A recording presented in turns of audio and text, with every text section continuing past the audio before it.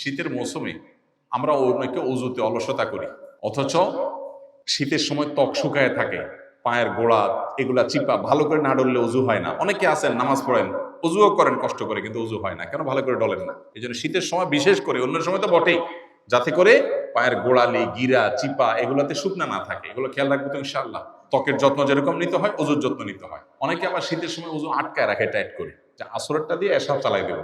এই যে আসরেরটা দিয়ে এশা চালাই দিবেন, পেশাবের বেগ হয়েছে ধরে রাখে, বায়ুর বেগ আছে ধরে রাখে, এই কাজটা কি ভালো না খারাপ? স্বাস্থ্যের জন্য তো খারাপ। নবীজি সাল্লাল্লাহু আলাইহি সাল্লাম বলেছেন, আল্লাহ আদুল্লুকুম আলা মা ইয়ামহুল্লাহু বিহিল খাতায়া ওয়া ইয়ারফাউ বিহিদ দারাজাত। তোমাদেরকে কিছু আমলের কথা বলে দিব, যার কারণে আল্লাহ তোমাদের গুনাহ মাফ করে দিবেন, তোমাদের মর্যাদা বৃদ্ধি করে দিবেন। তখন সাহাবীরা বলছেন অবশ্যই বলেন। তখন নবীজি বলেছেন তিনটা আমলের কথা। এর ভিতরে একটা আমল হলো ইসবাগুল ওযু আলাল মাকারিহ। কষ্ট আছে তারপরে ওযু ভালো করে করা, কষ্ট হয় তারপরে ওযু ভালো করে করা। তাহলে ওযুতে অলসতা করব না ইনশাআল্লাহ।